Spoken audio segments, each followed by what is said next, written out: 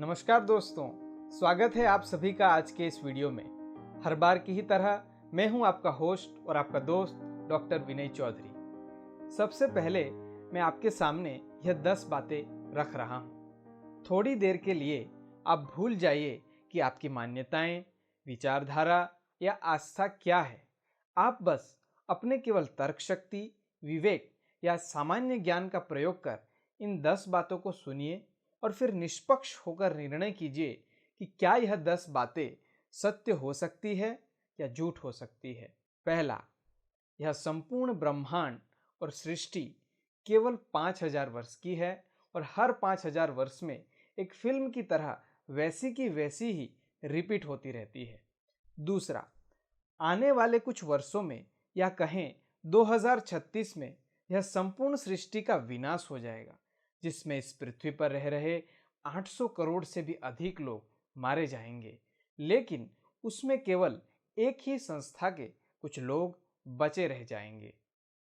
तीसरा, आज से 2500 वर्ष पूर्व इस धरती पर स्वर्ग था और आने वाले इस सृष्टि के विनाश के बाद फिर से यह स्वर्ग इस धरती पर आएगा, जिसमें केवल वही लोग आएंगे जो किसी एक विशेष संस्था से जुड़े हुए हैं। चौथा, यह एक संस्था यह कहती है कि उनकी संस्था की स्थापना स्वयं भगवान ने की है और इतना ही नहीं, वही उनकी संस्था को चला भी रहा है और केवल उनकी मान्यताएं और विचारधारा ही सत्य है। अन्य सभी की मान्यताएं और विचारधारा झूठ है। संस्था से जुड़े लोगों के अलावा बाकी सभी अज्ञानी हैं। पांचवा, दादा लेखराज ही ब्रह्मा है, कृष्णा है, विष्णु है, राम है। दादा लेखराज के शरीर में स्वयं शिव भगवान आते हैं। दादा लेखराज के माध्यम से ईश्वर लोगों को पढ़ाते हैं। दादा लेखराज द्वारा सुनाया गया ज्ञान यानी मुरली ही अंतिम सत्य है, बाकी सभी झूठ है। शास्त्र, पुराण, ग्रंथ, इतिहास या कथा, इनमें कोई ज्ञान या सत्यता नहीं है। छठा, उनके तथाकथित भगवान ने सिखाया राजयोग ही सर्वश्रेष्ठ है। आध्यात्मिकता का सही अर्थ केवल उन्हें ही पता है और वे ही सही अर्थ में आध्यात्मिक जीवन जी रहे हैं। उनका ज्ञान, राजयोग और विचारधारा संपूर्ण रूप से साइंटिफिक है। सातवां, पति और पत्नी का जो पवित्र संबंध गाया हुआ है, वह दोनों ही आपस में गृहस्थी नहीं लेकिन आपस में भाई बहन है। आठवां, भगवत गीता का जो ज्ञान है वह श्री कृष्ण ने नहीं लेकिन शिव भगवान ने सुनाया है। नौवां, हिंदू धर्म में जो शिव और शंकर गाए हुए हैं वह एक नहीं बल्कि शिव और शंकर दोनों अलग अलग है।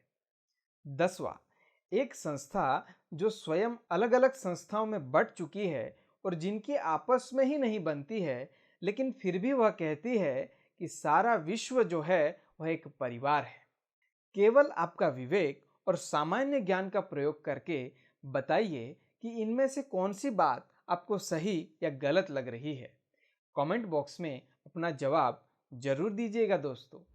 तो दोस्तों, मेरे हिसाब से किसी इंसान को यह 10 बातें अगर सीधी सीधी बता दी जाए तो वह इंसान कभी भी इन बातों को सत्य नहीं मानेगा, लेकिन अगर यही बातें आपको धीरे धीरे समझा बुझाकर आपके मन को नियंत्रित करके आपके विवेक शक्ति को नष्ट करके बताई जाए तो आप कब इन सभी बातों को मानने लग जाएंगे, आपको भी नहीं पता चलेगा दोस्तों।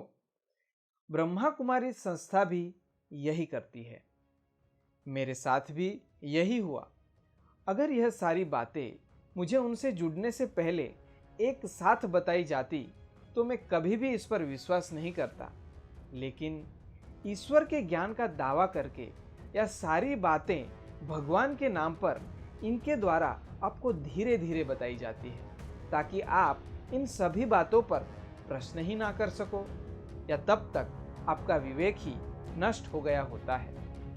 वैसे तो अन्य बहुत सारी इनकी मान्यताएं जिनके सत्य होने पर सवाल खड़े हो जाते हैं, लेकिन दोस्तों, मैं आपके सामने केवल मुख्य 10 बातें रख रहा हूं जो आम तौर पर इनके द्वारा बताई जाती है। ये वही 10 सबसे बड़े झूठ है जो हमने अभी अभी देखे। आइए इसे थोड़ा विस्तार से समझते हैं। इनका सबसे पहला झूठ, यह संपूर्ण ब्रह्मांड और सृष्टि केवल 5000 वर्ष की है और हर 5000 वर्ष में एक फिल्म की तरह वैसी की वैसी रिपीट होती रहती है। अब बताइए, यह तो कोई विद्यार्थी भी बता सकता है कि हमारे ब्रह्मांड और इस पृथ्वी की आयु कितनी है। आप गूगल कीजिए, आपको भी मिल जाएगा कि ब्रह्मांड करीब करीब 13 अरब साल पुराना है और यह धरती करीब करीब 4.5 अरब साल पुरानी है।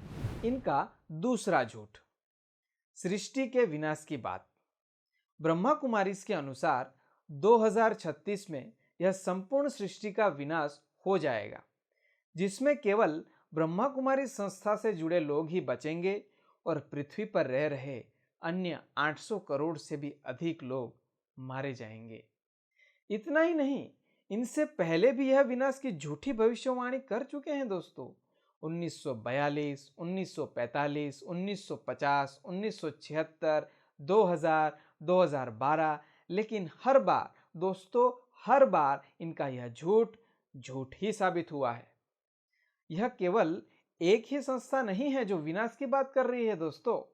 इस विकिपीडिया पेज को देखिए, जिसमें पहली शताब्दी से लेकर आज तक की गई सृष्टि के अंत की भविष्यवाणियां हैं।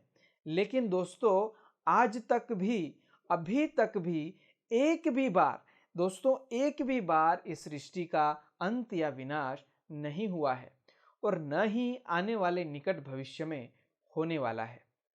तो ब्रह्मा कुमारी द्वारा फैलाया गया यह एकमात्र गप और झूठ है।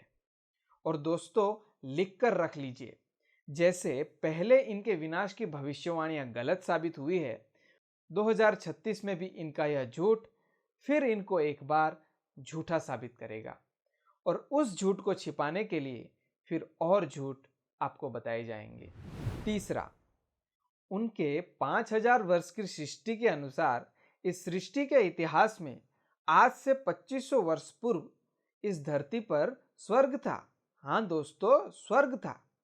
और आने वाले इस सृष्टि के विनाश यानी 2036 के बाद फिर से यह स्वर्ग इस धरती पर आएगा, जिसमें केवल ब्रह्मा कुमारी से जुड़े लोग ही इस आने वाले स्वर्ग में आएंगे।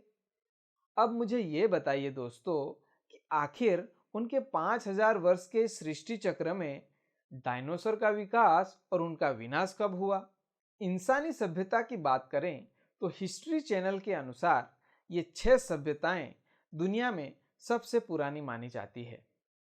मिसोपोटामिया 4000 से 3500 ईसा पूर्व, एंशिएंट इजिप्ट 3100 ईसा पूर्व, एंशिएंट इंडिया 3300 ईसा पूर्व, एंशिएंट चाइना 2000 ईसा पूर्व, एंशिएंट पेरू 1200 ईसा पूर्व और एंशिएंट मिजो अमेरिका 1200 ईसा पूर्व। इन सभी की समय सीमा डेटिंग पद्धति के अलावा पुरातात्विक सबूत, उस समय के चित्र, लेखन, लिपि, भाषा, शिलालेख, उनके स्वयं के द्वारा लिखा गया इतिहास आदि का अध्ययन करके ही पता लगाई जाती है।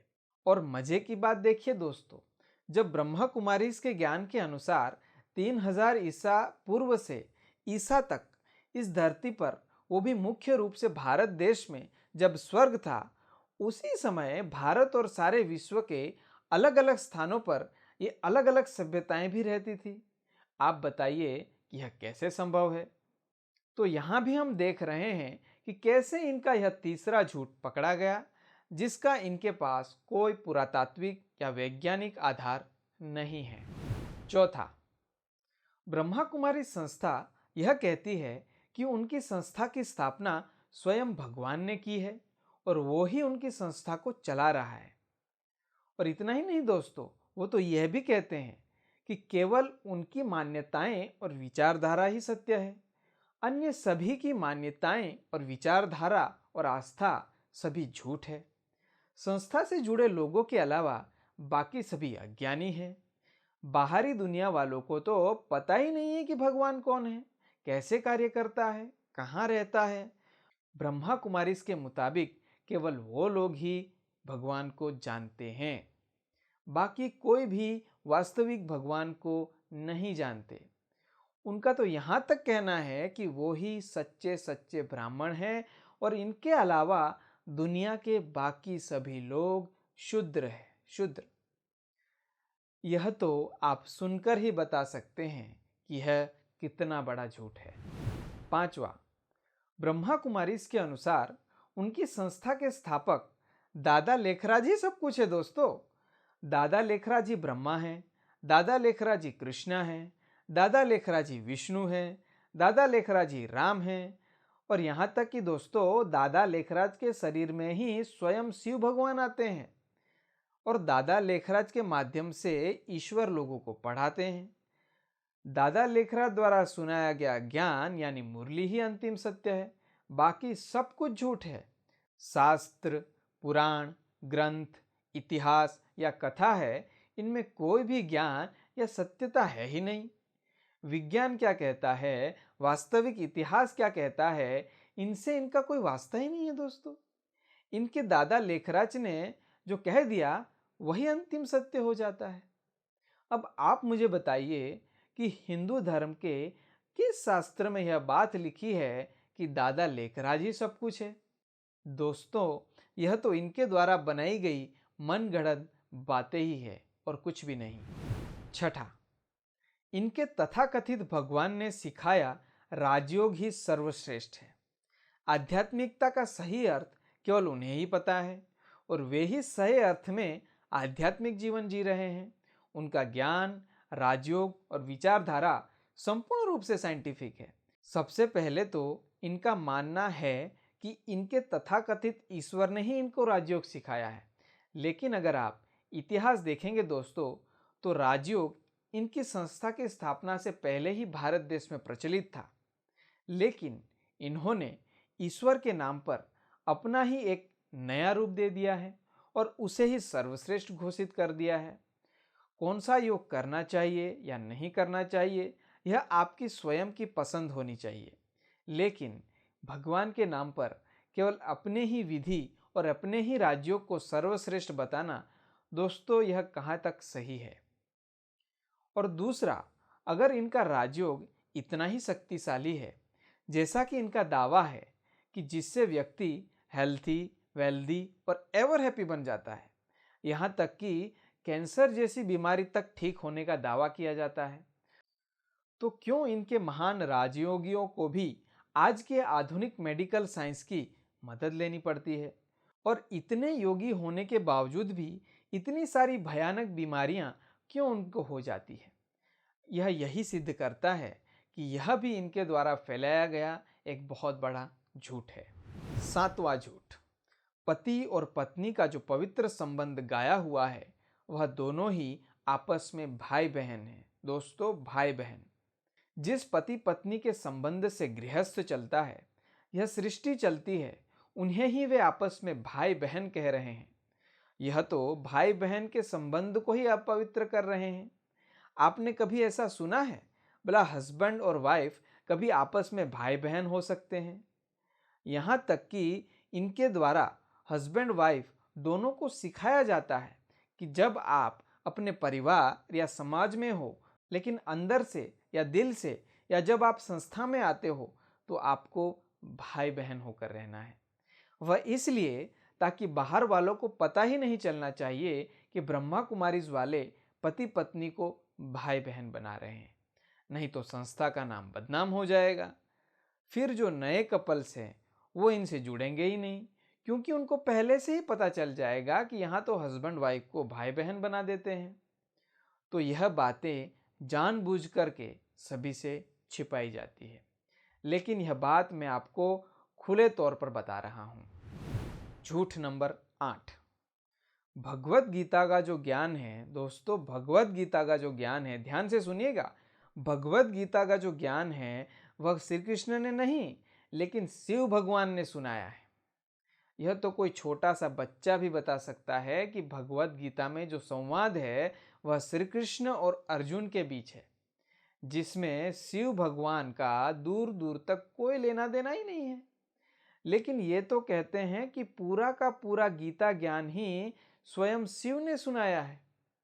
आप मुझे बताइए, कौन से शास्त्र पुराण में यह लिखा है या कौन से इतिहासकार ने यह लिखा है कि गीता स्वयं शिव भगवान ने सुनाई? यह तो केवल इनके द्वारा फैलाया गया भ्रम और झूठ के अलावा कुछ भी नहीं है। झूठ नंबर 9। हिंदू धर्म में जो शिव और शंकर गाए हुए हैं वह एक नहीं बल्कि शिव और शंकर दोनों अलग अलग हैं।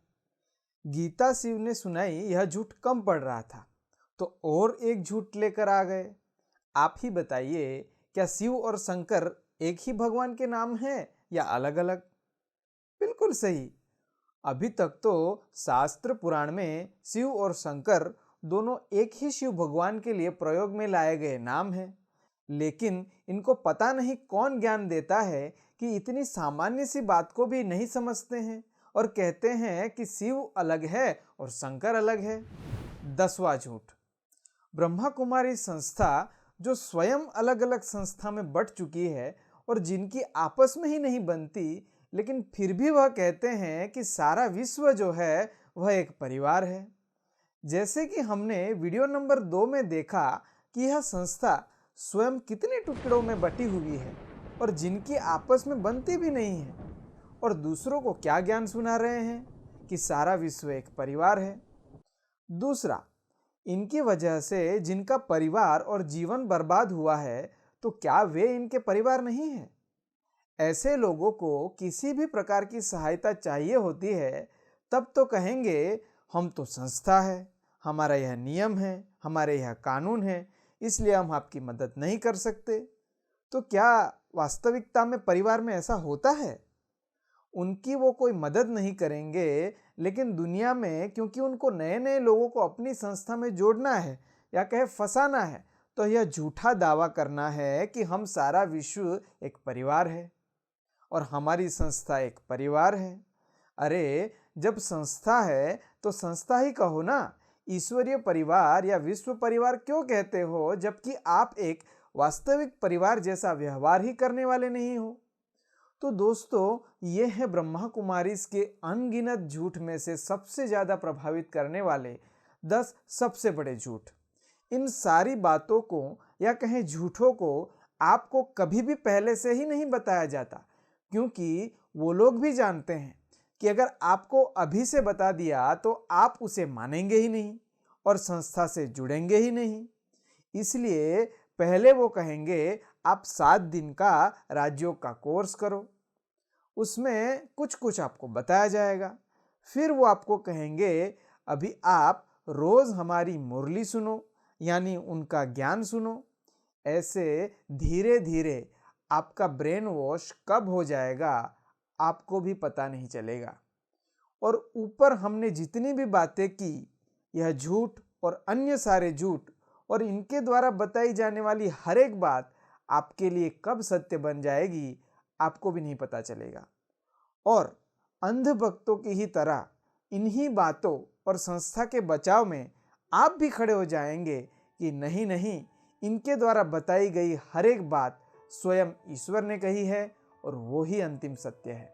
इसलिए दोस्तों, इस वीडियो को ज़्यादा से ज़्यादा शेयर करें ताकि लोगों को पहले से ही इन सारे झूठ और फर्जी बातों को लोगों जान सके और उनसे सावधान और जागरूक हो सके कि कैसे यह संस्था ईश्वर और भगवान के नाम पर इतने बड़े बड़े झूठ फैलाकर लोगों को भ्रमित कर उनका शारीरिक, मानसिक, आध्यात्मिक, आर्थिक और सामाजिक शोषण करती है। धन्यवाद। फिर मिलेंगे अगले वीडियो में ऐसे ही किसी नए टॉपिक के साथ। तब तक के लिए आप सभी को नमस्कार।